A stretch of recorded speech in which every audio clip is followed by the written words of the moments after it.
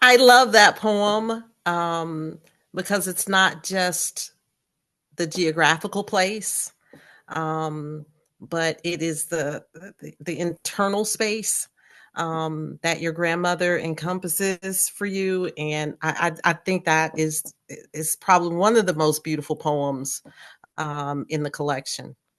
Oh, wow. Thank you so much, Monica. I appreciate that. Um, yeah, I mean, I knew my grandmother that, but I was very well into adulthood before I realized how impactful she was to the whole family. Wow, appreciate that. Okay. I can read a couple more, or are you ready for yours? Well, I can read a couple that may Yes. intersect Yes. with yours. Of course, like you, Valerie, and you know my work a bit, that um, place really informs my poetry a great deal. And probably in three ways. First, from a genealogy standpoint, my collection, it felt like Mississippi. Of course, Mississippi is the birthplace of my father. He grew up in a small town called Kosciuszko, in the middle of Mississippi. Mississippi is also, of course, the landing place of my ancestors after they were kidnapped from the continent and brought to the Americas during Middle Passage. But Mississippi is also a place for my childhood that was a beautiful place that I Mm, used to visit, and that was very different than my father, of course, who was born in 1941, the same year as Emmett Till.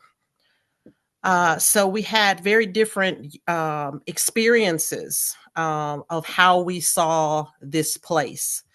And so the poem that inspired the title for my collection, it felt like Mississippi.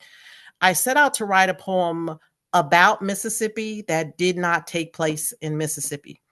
Um, that it feels like Mississippi. And so I wrote a poem about a true experience. Most of these poems are inspired by some level of truth right. from my upbringing. And so um, the first poem that appears in the book is called "My Daddy and the Abattoir." And for those of you who are on the Zoom and who will be watching later on YouTube, an abattoir, of course, is a slaughterhouse.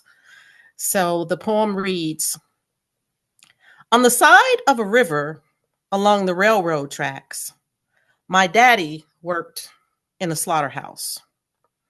The bottoms housed carcasses of hog and sheep and cow, some of which my daddy had slit from throat to bottom. I was 4 years old when my mama first took me there to bring my daddy lunch. 4 years old when my reluctant ability to withstand the horrors of death began. That day, my father appeared from behind the doors of this concrete building, covered in the blood of the once living, like it was normal to be cloaked in the remains of the dead. I stood in horror at the sight of it all, but my daddy was immune, probably because he was born in Mississippi the same year as Emmett Till. Daddy knew what an open casket of youth and flesh and terror looked like already, so a hog's sorrowful face waiting for a violent death was nothing to gaze upon day in and day out. Bodies on hooks to appease appetites, liquid pools of life at his feet. The slaughterhouse was as familiar to my father as the killings of Freedom Summer. It felt like Mississippi. It felt like home. Mm. And so that poem, of course, um, was actually my first childhood memory. Wow.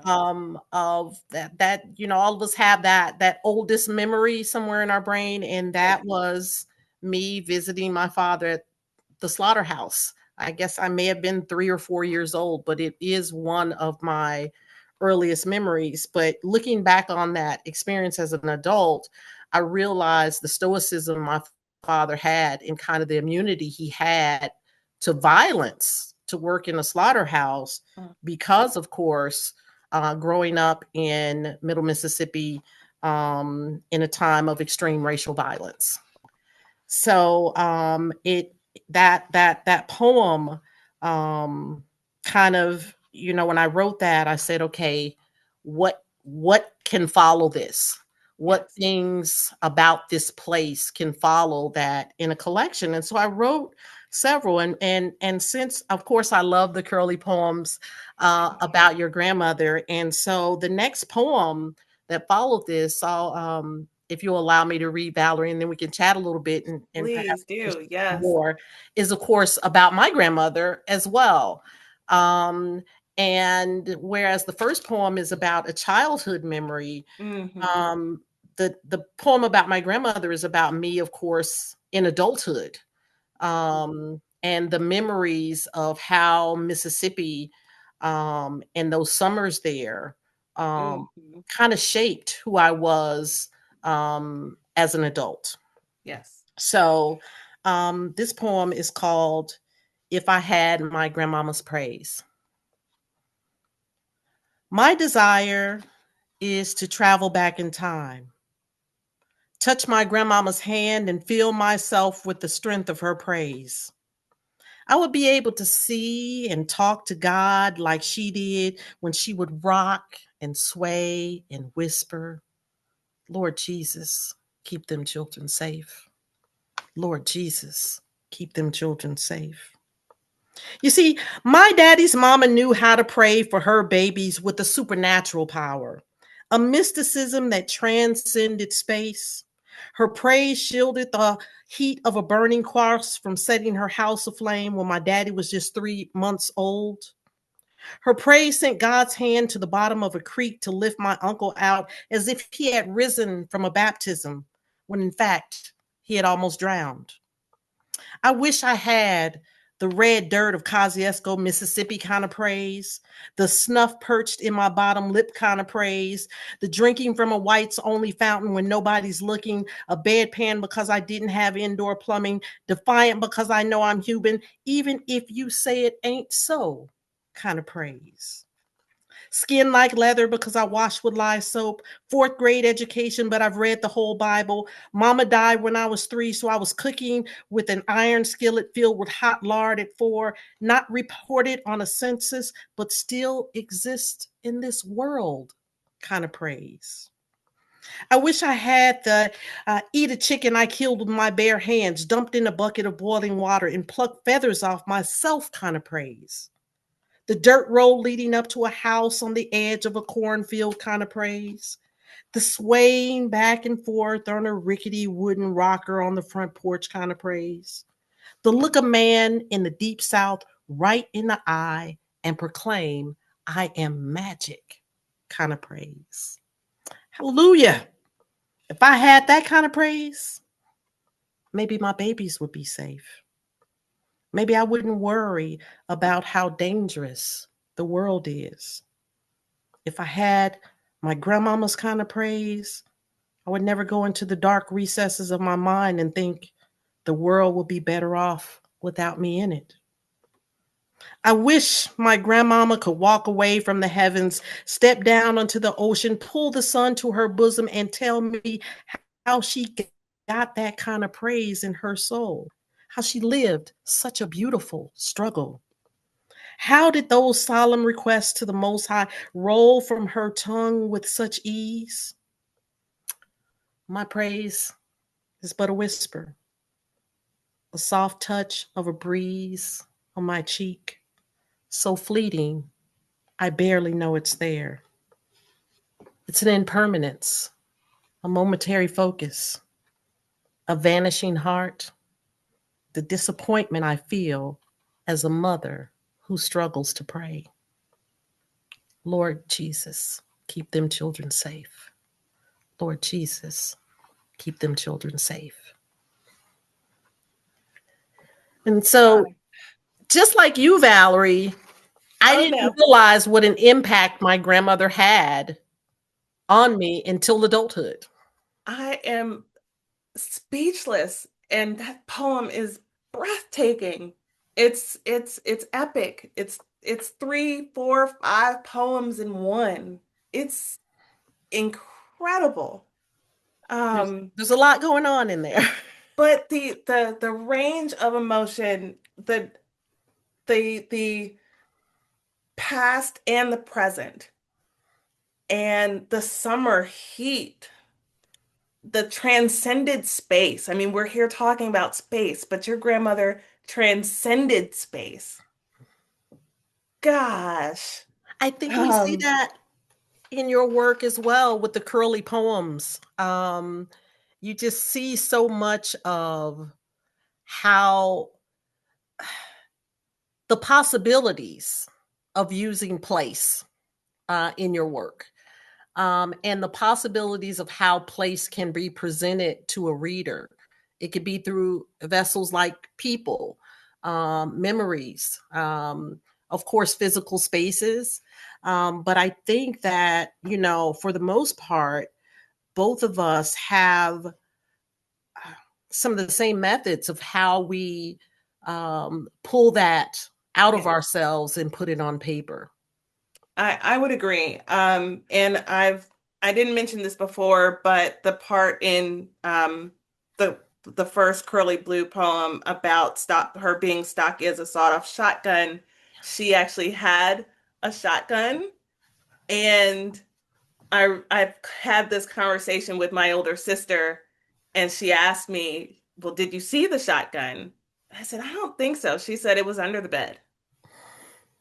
So that collective memory is just resonant because I must have been just way too small, Mhm. even if even saw it, but yeah, we, like you said, we are tapping into the same approach to um, following our family, grabbing hold to that, not just the physicality of the geographical space, but what that meant to our family and our people. And you did it so beautifully to bring that to the present. And I think I'm still working on bringing it to the present. I'll read one poem, maybe two, but this next one is kind of an approach to that. This is a Charleston poem, the Holy City, Charleston, South Carolina. And speaking of that approach, me and my husband would go visit Charleston. We loved it. We visited several times, a nice weekend. It's beautiful. We went different seasons, spring, summer, fall, and we just loved it. But every time we went, and it was purposeful also that every time we went, oh wow, we would learn so much. We'd visit the plantations, we'd get the tea, we'd see the angel oak tree, we would eat all sorts of um, great food and cuisine. But then it started to the conflict started to outweigh the tourism. And that's probably the most I've ever been able to articulate that. But there was a deep conflict, like, wow, we're touring a space as tourists and just enjoying a space that is so wrought and fraught with conflict. And so this poem I wrote in the voice as a persona poem in the voice of Charleston. Holy City, Charleston, South Carolina. I was once free to give and let live until the tides turned ship after ship against my shores, ripping my sandy skirt, shredding me like blades of Bermuda. This womb survived like a twin grabbing his brother's ankle, fighting for birthright over a bowl of she crab soup. I never said welcome when they entered spilling souls. Militant is my middle name for battling malaria against the masses and the missuses. Grandmothers used to call me a haint, and here lies Princess Shwahala. You say I'm your favorite place to visit, and I laugh because I'm in your feet standing on my shoulders. I'm in 100,000 pairs of daylight eyes. Spend the weekend wading through my bones. My bosom gleams moist with milk. My babies snake bitten, drowned by Ashley and Cooper. Listen to the wind weeping. Welcome, and we become each other's suicide pact. I'll die if you die. That's what he must have said when he cut Christ down at Mother Emmanuel. I serve a meal so rich in blood you might become a cannibal. So fed up with the change of my complexion, I can't afford to look you in the mirror. Return to folly. My blueprint reads like Smalls and Equiano calling from the earth. 400 years later, and I am the closest you'll ever get back to Africa. And that's how just the conflict of being in these places. But we have to wrestle with that, whether that's a family place or the many, many cities and places in America where it's just a conflict of history. Um, the And next if poem, oh, go ahead. before you read the next poem, Valerie, because it's that thought that you just had about the conflict of wanting to engage in these spaces, but knowing the trauma that took place in these spaces. And when you said that, it just hit a nerve because I felt that as I was writing the new collection, um, because I wanted to write about the beauty of Mississippi. And there was Mm, guilt there that my father did not experience the same Mississippi that I experienced. wow. Um, that he probably felt unsafe in spaces. We're talking Jim Crow South deep in Mississippi. And, as I'm writing, I'm thinking, I'm telling myself, how dare you write, that this place is beautiful to you.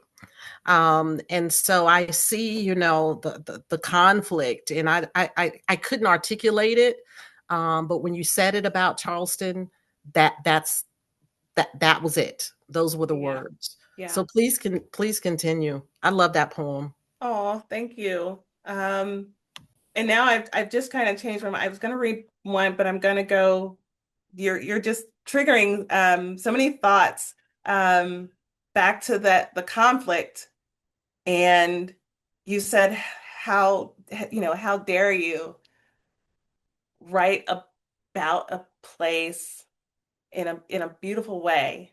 And this poem, it's actually kind of the first poem of the book. And it was going to be the last in the manuscript, but this is about, it's kind of a dream of going to Africa. One day I will, but as African Americans, a lot of us have a desire, a pull, a longing to, and just thinking about it just, almost chokes me up. We have a longing, almost like a phantom desire to go back. We've got to go back. If you can get a chance to go back. And that's just we have this collective memory, this memory that's inside us, that draws us there. So whether that's drawing us to Mississippi or drawing us to Alabama or drawing us to Africa, this is return. If I go to Africa, it will seep into my skin. The dirt, I mean the sound dirt makes when it's birthing, all breathy, heavy, and rising. I'll inhale the incense by accident and hear my heartbeat. If I go to Africa, I'll catch fire like a briar bush. The sun will burn me into the sand, wash me down a great river and over an even greater fall. I'll become loud if I go to Africa, screaming, screaming loud. I can hear it now. The sand, I mean, lifting into the wind, brushing the trees. I will stand in the middle of Africa, in the middle of the world, and let its wholeness swallow me, fold over me like a paper coffin. A blanket, I mean. There is so little between death and sleep. I'll live in that rest if I go. I won't want to go anywhere else. There will be no leaving. Nowhere the voice sounds like bone and fruit, sweet, crunchy, and soft. I can taste Africa sometimes in my own mouth. It rises like daybreak and makes me blush. I remember what I've never seen. I'm only guessing. Africa, I mean, the sand, covering, spreading, tastes like where the rain meets the sky.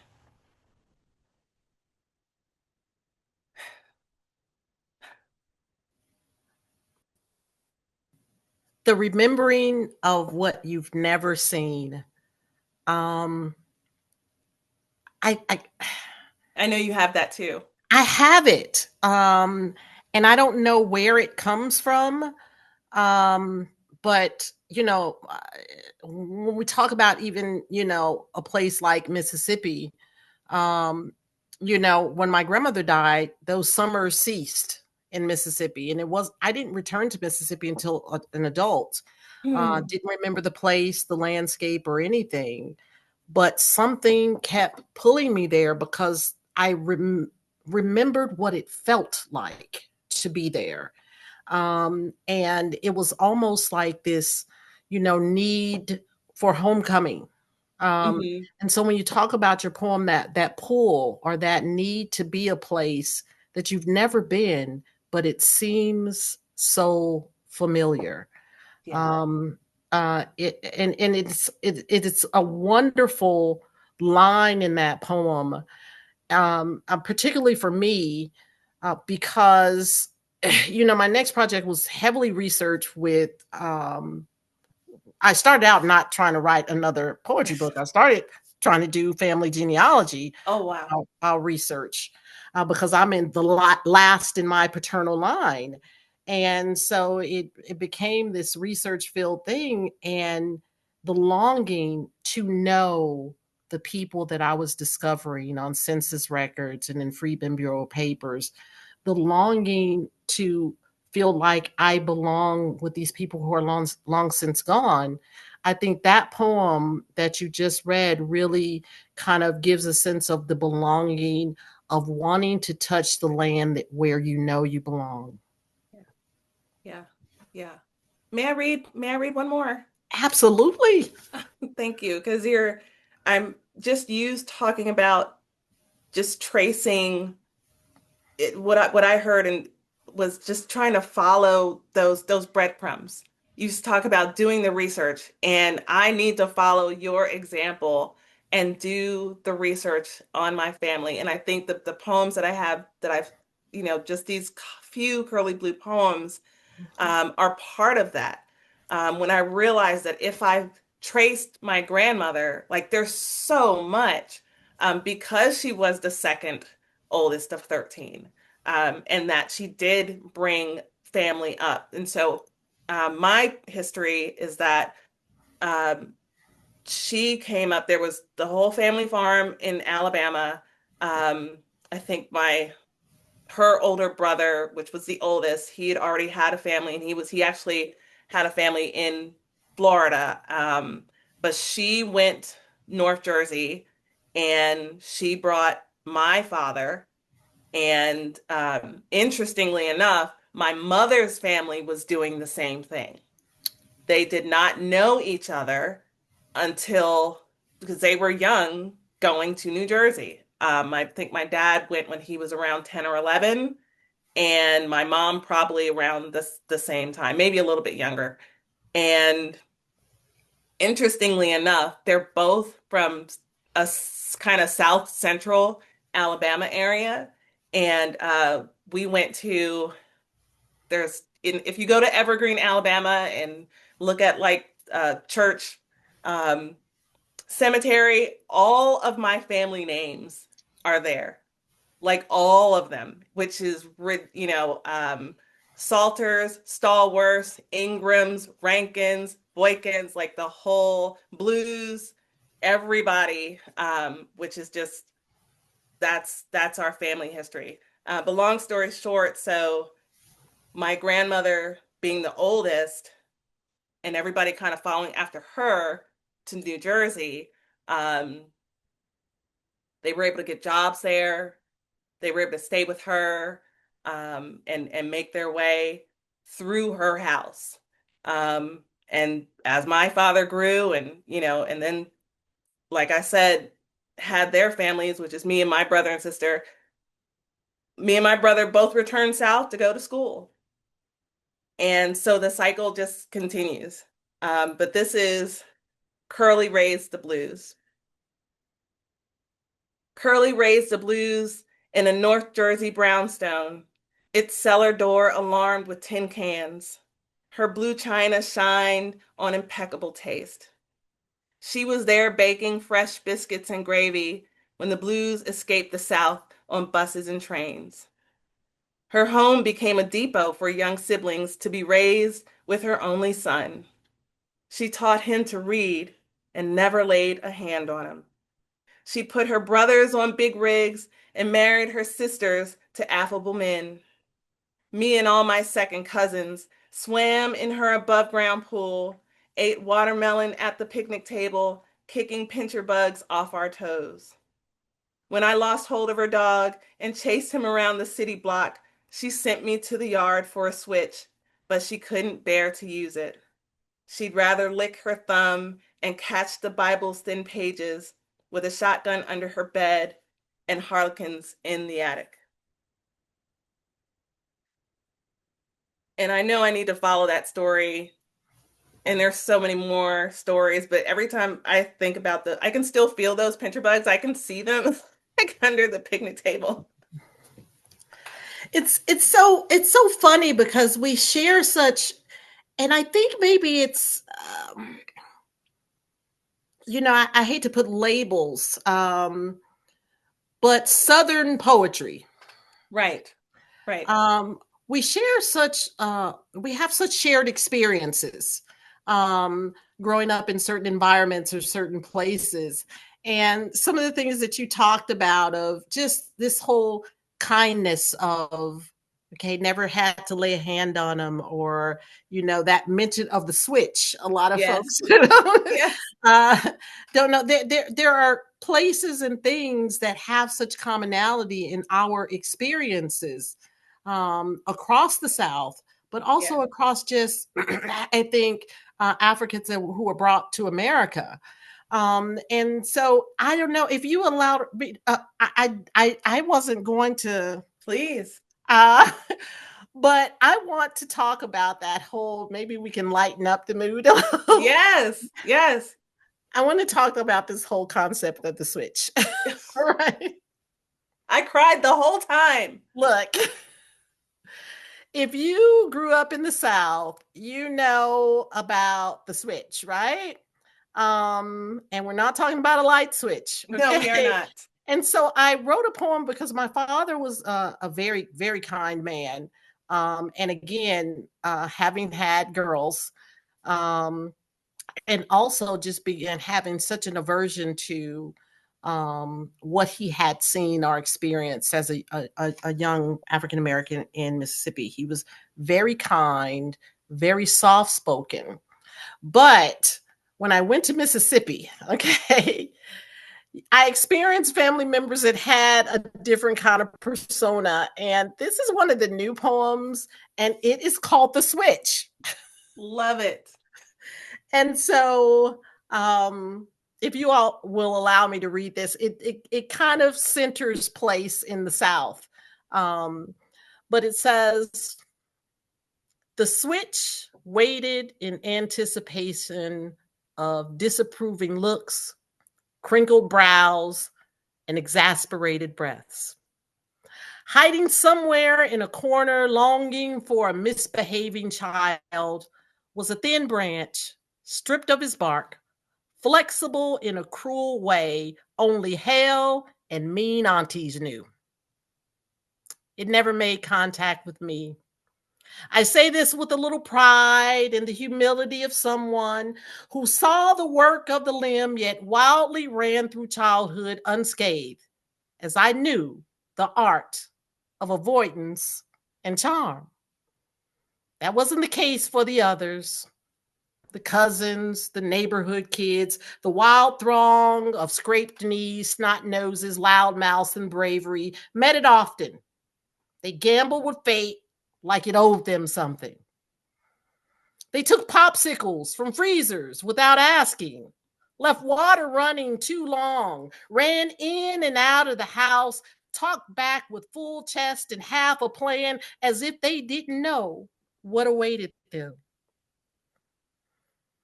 And always, the aunties emerged from screen doors, behind clotheslines, from backyard gardens, out of thin air. They would sigh, pull the weapon from the corner or straight from a tree, and sometimes in a cruel twist, the intended were often told to fetch the tool themselves, a sadistic act that added time and inhumanity. The aunties could strip it smooth in a single motion in preparation for the ritual of wrath and whoopings. I watched, always quiet. I learned to be loud only in the right ways around certain aunties. Yes, ma'am. No, ma'am. Head down, walking like a whisper. I tidied behind myself, was inside before dark, an obedient little mystery. I never had to whip you, one of them once murmured. I had cheated the game of childhood consequences simply because I paid attention when the switch whistled through the air and hit bottoms like Baptist sermons. I studied its arch, its bend, and its poetry, and I decided I wouldn't do all that ripping and running, an apparent high crime for a child in the South. The aunties would sometimes smile, soft and suspicious. Good child, they would say with a nod. And I was a good child, mostly out of fear, partly out of skill, but likely because I had made up in my mind that I wasn't getting hit with a naked branch held by someone wearing a Sunday dress on a Tuesday. Yes, that is perfect. That is my experience with the switch. I love how in the middle of it, this the switch speaks like, "Oh, you missed it this time." That is a Southern thing. Yes. Oh, how that switch traveled. That's I was quite the escape artist when it came to the switch. you were good. You were good. I love how the switch whistled like we can hear it. Talk about Absolutely. collective memory. If you can, Collective memories. oh, gambled with fate. Oh, you were good. You were How good. about these collective memories, if you will allow me one more, Yes. Valerie? The collective memories of a front porch. For you in Jersey, maybe the front stoop. Mm-hmm. Um, but for our southern, viewers here, probably a front porch. And so that space um, really is a space that collectively, I think we all um, can remember from childhood. It was a gathering place. And so I wrote a poem called The Front Porch. And it's actually one of my favorites. It's not my best poem, but it's one of my favorites. So it reads, I learned how to be a woman on the front porch, picking peas, listening to my grandmama and aunt tell stories about the good old times. They would sit and drink sweet lemon water and talk about those girls that got caught kissing boys out in the cornfields, how they wouldn't be that way if their mamas had just taken a switch to them when they were younger. The front porch is where I was taught never wear a skirt without a slip, close your legs when you sit, and keep them closed until you're married. I learned how to braid hair, scratch a head, and grease a scalp, perform perfect parts with a comb. I learned whose husband was down in the juke joint with a woman that wasn't his wife, I also learned whose wife had a little company when her husband went out to work. On the front porch, I learned every church hymn and Bible verse that I know, how to say my prayers at night, how to oil up my legs so they ain't ashy, and how to turn down my bobby socks so the lace showed on the proper side when I went to church. On that front porch, I learned secret recipes for the perfect sweet potato pie, how long beans should soak before you cook them, and how to fix the hem of a dress. On that porch, I learned that my grandmama was a woman before she was old, and a hellfire one at that. But everybody loved her, mostly me. I learned that living during the Depression made you not waste anything, that poverty made you value everything, and God could get you through all things. That front porch was a hair salon, choir stand, grocery store, babysitter, and front row to the comings and goings of the town. If gossip is what you wanted, it was there on the front porch. If you didn't have enough money for a loaf of bread, the front porch pockets would find a little change. And if your baby was fatherless, the front porch knew who and where the daddy was. That front porch was a matchmaker. While I was sitting there, I found out what boy would be perfect for me to marry because he comes from a good home, and what slick talking boys to stay away from because they'll have you stuck with a baby while they run off to the next girl with their jive talk. I learned that red lipstick and nail polish meant you were fast, a skirt above the knee meant you were loose, and being caught in the back of anything was a no no for a good girl. That front porch was my university of life. It was the sole reason I've got the good sense God gave me, and that I know for sure that a hard head makes a soft ass. I was always reminded that it was a privilege to sit there and that you didn't repeat anything you heard. Don't speak unless spoken to. And despite all the unconstrained conversations that went on there, you didn't dare tell anybody what goes on in your own house. I miss that front porch just as much as I miss my grandmama and aunt. It wasn't just the lessons about life, it was feeling like I belonged somewhere. Me, a little girl, being privy to all of life uncensored, a trusted member of a sisterhood. All that was because of a little spot on those wooden steps of that front porch. Yes, it was education. It was this small place, but it seemed like it was the center of the community. Yes. And the more I talk with other writers that really are steep in writing about place.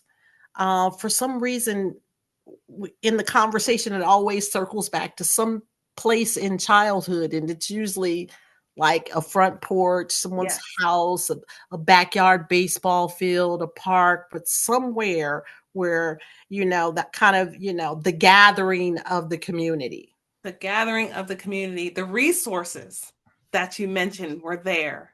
All the resources were there, financial resources, information, necessary information. And it was, it's a kind space. It's a welcoming space. Like everyone can get what you need in that space. Everyone is welcome. And when we think about something like that, Valerie, those spaces exist on the continent. So when we think about before Middle Passage and we think about the communities that existed, particularly those on the shores of Africa where most of us were kidnapped from, Yes. um, that those communal spaces, those gathering places were there from the smallest villages to the largest kingdoms, and they still are there. And so, like you said, that longing to go back Yes. to the continent or that longing to go to the continent, that remembering a place that you have never been, that those spaces are there. And I feel so fortunate to be an educator, and particularly an educator um, that gets to see international students come through my classroom, and you see such commonalities in community, Yes. and how they gather, how Mhm. they value family, how they um, take care of memory. It is just, I think if we could all view it that way, and we would Yes. see how that we are More alike. more alike than different. Yes. Yes. More It is alike than different. it is it's vital. That community is vital to our existence, to our thriving, to our family. Um, and that I like that the porch visually seems small, but it's so big in what it provides the community. And it could have been big, it could Mhm. have been a wide porch, a long porch, but even the word porch is small, sounds porch. Even when you said, okay, maybe it's North Jersey, maybe it's the stoop. I did sit on my grandmother's stoop, and it wasn't a. She actually had she had a front parlor. That's where we stayed up all night. Oh, yes. If you could hide on the floor of that front parlor when people are coming in and out and folks are like, "Oh, what? There's a child under there." But yeah, you it's that just encapsulates our need for community. And it's just awesome that you see that in other communities, and you're able to see that, especially in our education spaces. We try to do that, but it's not always easy. You try to make that in the classroom, like, hey, we're a community, but wow, for folks that we can share our own experiences through our books, and really to show how important that is. I want to share one last poem of mine that is going to tap into your juke joint vibe. And I think you know where I'm going with this. I think I lost my, oh, there it is. Um, I'm just enthralled with listening to you. I misplaced my book for a second. Um, Well, I have yours, so if oh, you you want me got, to read it. oh, that is so awesome. But we need places. We need places to gather and commune and to be ourselves. And I've talked about this poem. I anyone who's ever seen this painting called The Sugar Shack knows exactly, and other paintings and other artists who have kind of modeled, I'll say, Ernie Barnes' style over the years, because he was so integral and impactful. His style of painting and portraying, illustrating Black life is phenomenal. So Ernie Barnes was an NFL player, but he was an artist first and foremost. And the NFL actually commissioned him to be the artist for the NFL. Um, but his art just lives on and on and on. This poem, The Sugar Shack, just to let folks know, there are two versions of it. The first version, I think, was painted in 1969. And then Marvin Gaye asked, hey, can you paint a version with my song on in a banner at the top of the juke joint, if you will. Um, but I just wanted to embody this space, the painting itself as an ekphrastic poem where, writing about another piece of art. But what's in this art is this place where people are free, and just free to dance, and just free to be. And there's, of course, so much going on in it. I didn't try to like mimic every single thing, but here is the Sugar Shack. The Sugar Shack, Ernie Barnes, 1971. Ernie says, eyes closed. Feel this funky bass bottom blue. Big Daddy Rucker on that sway belly sax. Two hands trumpet blowing the air out this joint. Preacher man got the spirit, lean back on the mic. Old Pop Porter sitting by his bottle, thinking on ways he used to grab them gals by the hips. Same old news. Sophisticated white dress sings the blues. Lean in, red dress, lean out, breathe. Denim slacks, derby hat, moan and groan. Not one square foot without an upturned foot, not one plank board without a pump. All this brown skin moving, brown fingers feeling, all this electric light shining. Bald heads, says Ernie. Let us be thinking, skeletal, human, heads high. Let us be open and closed mouthed, ecstasy and existential. Let us be bountiful, double round bottom, yellow daisy. Let us be bosom and blackbone, womb and man. Let us take each other one handed. Ernie says, all my muscles necessary. Sinews, stretch and bend past work, work, work all week, week, week. Show more of us in our shirt sleeves, limp with sweat. Snap and tap, rise and dip. And if you can feel it, you know Fat Mama up there giving Shady Slim the you know what about it. And if you don't know what we doing, you ain't grown enough to get in. Celebrate her thighs, Ernie says. We are the black arts moving.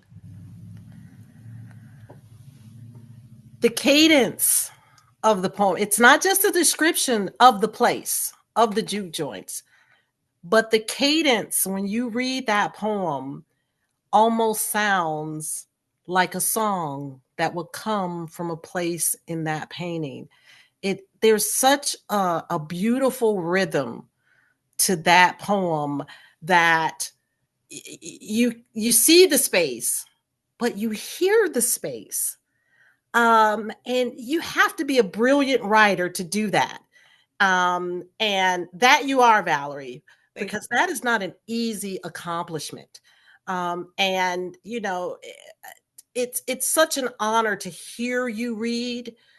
It's not so, poetry is an auditory genre, really. yeah, It yeah, celebrates the rhythmical qualities of language. So of course, we love to read our poetry books, but we also, I hope the folks that are on this Zoom and later watch the YouTube video realize what an honor it is to hear you read, because you read your poems beautifully, and it gives such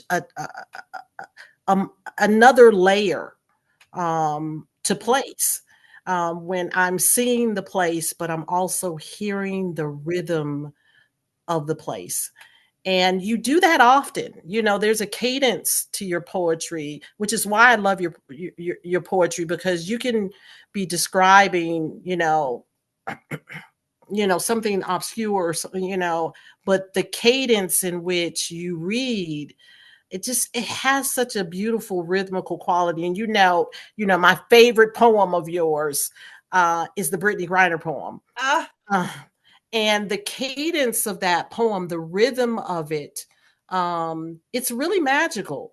But the rhythm of that poem, it is indeed magical. And I just can't say enough what an honor it was to sit in this creative space with you, and it always is.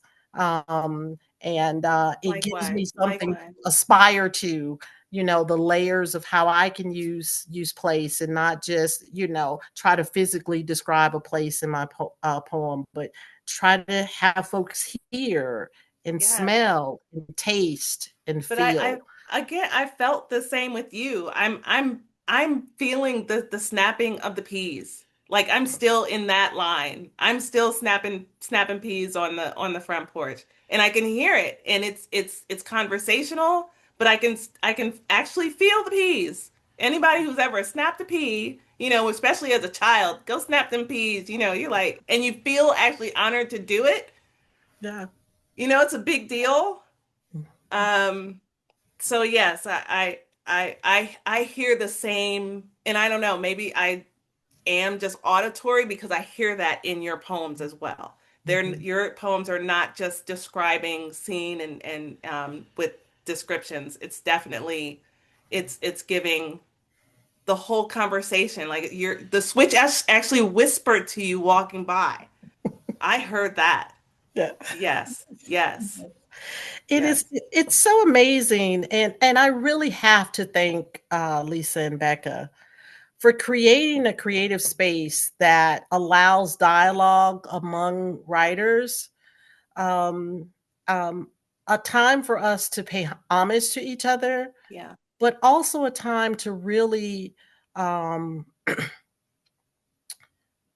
show one another what things worked and resonated with other writers, just as readers. Just me being a lover of poetry as a reader, this creative space is just so incredibly amazing, to have not just an author talk, but an author conversation. Conversation. And this is just an amazing, this is amazing venue. And I just, I hope this continues, and I hope there's so much success to this creative space, because I am really just thankful to be here tonight. I've had a wonderful evening talking with you, Valerie, and of course, getting to hear you again. I likewise, Monica, thank you for joining embarking on this with me, the Notebooks Collective, Lisa and Becca. You all did create a space where I mean, this is community.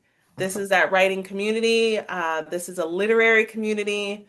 This is a safe space for conversations like this that we can't always have, everywhere we go. And it's always a joy to be with you, Monica. We need to up our frequency to maybe 2 or 3 times a year instead of once a year. We're gonna Absolutely.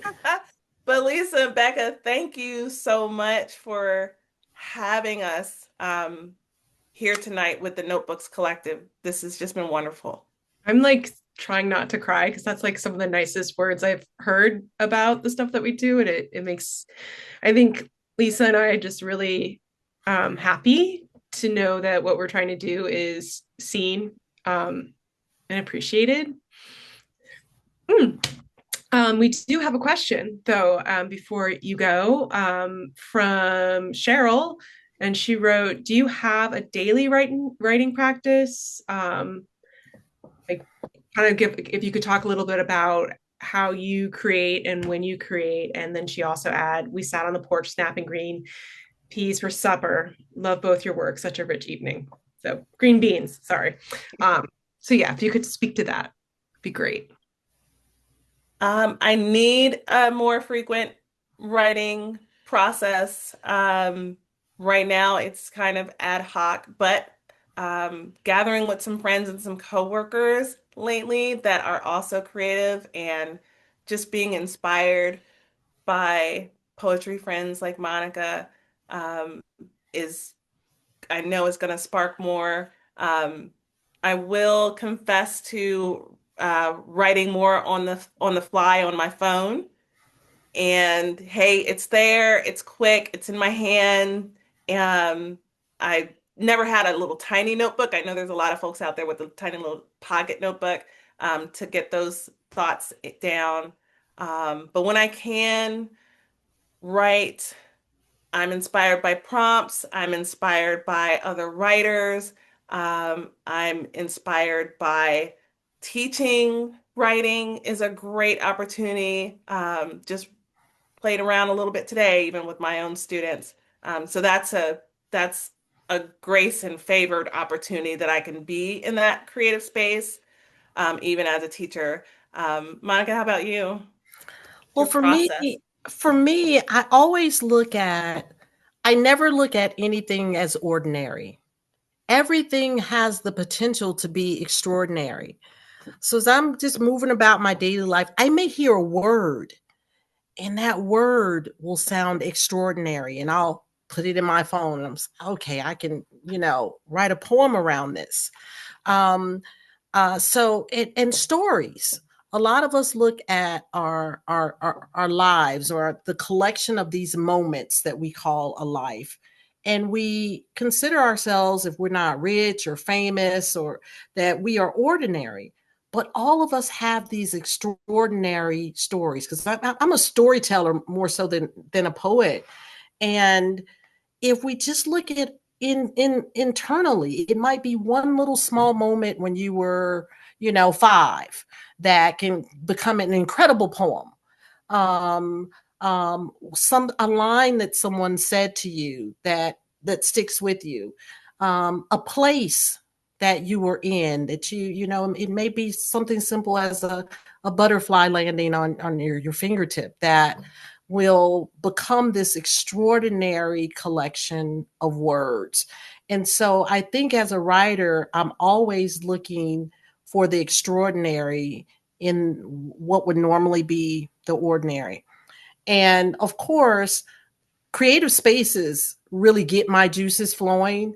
When I get to sit in conversation with writers, or I get to be at literary events or conferences or workshops, it always gives me that extra boost to go and write. It's almost like an energy drink. So after I do things like this, for the next couple of weeks, I'll just, write furiously. And of course, life is life. Right. So you do have writer's block, but I was very, very, I don't want to say fortunate, but during the pandemic, I had a writer's accountability group, and Mm. I sat down in this basement right here. And we got on Zoom twice a week, and we wrote, and all of us were writing in different genres, but we would have a collective writing prompt, and we would just write and share and check on each other. And it was such a loving and safe space. A lot of the poems from this first collection came out of that group. And so I think it's important to always put yourself among other creatives, other like-minded people, among people where you feel safe sharing your words. Yeah. Yeah, absolutely. Absolutely.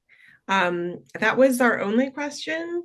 But we do have time if you each would like to close out with a final poem before we go. We would love to hear more if you're up for that.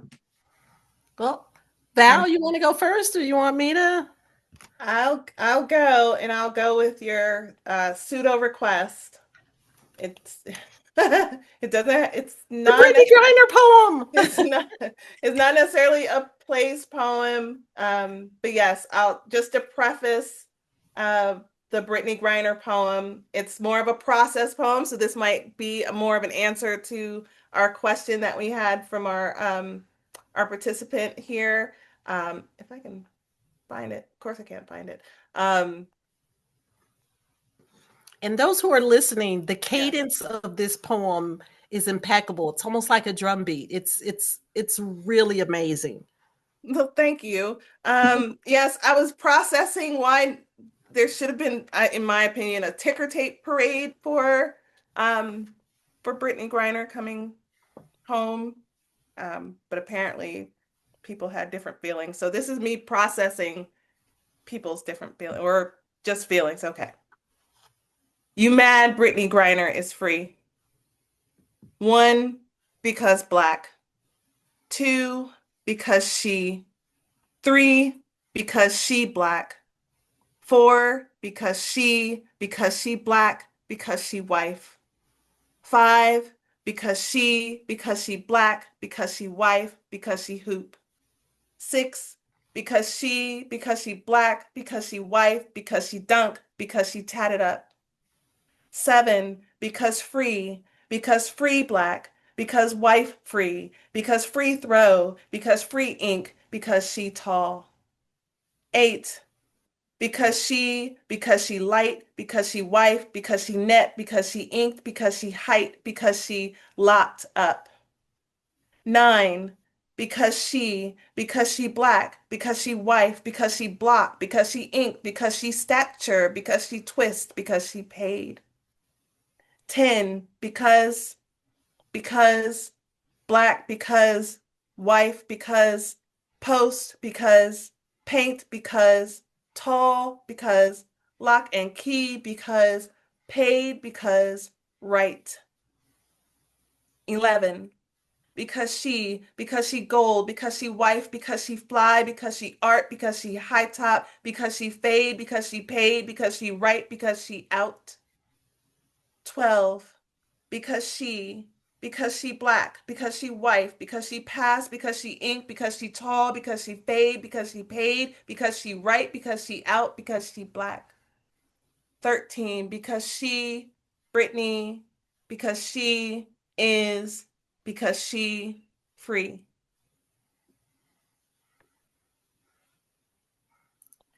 And I Thank you. will conclude us, Valerie, with my poem, Freedom Summer. And so we can conclude with another poem about freedom. Freedom Summer. The first summer I spent in Kosciuszko, Mississippi, I learned what it meant to be free. That summer was for running through wildflower fields and learning hymns I could sing as loud as I wanted. It was for penny candy and Coca-Cola in glass bottles, pound cake and sweet preserves. That summer was for shucking corn husk and eating the boiled kernels slathered in sweet butter. For blowing milkweed until the seeds danced through the warm air like weightless angels. It was for my grandmother's homemade ice cream and yeast bread and rural revivals, laughter, and no fear. That summer was for catching fireflies in mason jars and Monarch's Landing on my fingertips. It was for sitting under sweet bay magnolias, listening to ghost stories about haints and history and hope. That summer was for playing in dirt and swimming in creeks, for clotheslines and cool breezes, hopscotch and jacks, for roaming and climbing, clapping and dancing, cracking pecans and pumping spring water from a well. That summer was for wearing my Sunday best to a wooden church with weathered pews, a favorite choir, and a preacher who knew we always should have been free.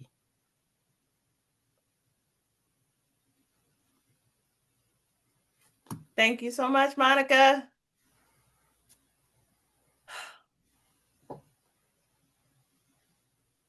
Yeah.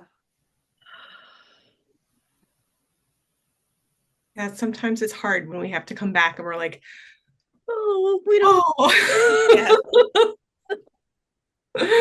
That was so magnificent. Yeah, Lisa and Becca, you anytime you want us back, because we could do this all day and all night. Yes. Ah, it would be lovely. Yes, thank you so much for your time and your joy and just the love witnessing, just the love you have for each other and each other's work is like I think someone says so nourishing. It is something to really cherish. And everyone here who's with us, if you want to drop a note in the chat or unmute and say, give a round of applause, we welcome that. And I think Lisa might put in the chat our website, and we hope that people will sign up and join us. But yeah, please, if you'd like to, getting lots of notes in the chat, and we'll share that with you. Lisa, am I forgetting anything? No, just if people want to unmute and give a round of applause, you're welcome to do that.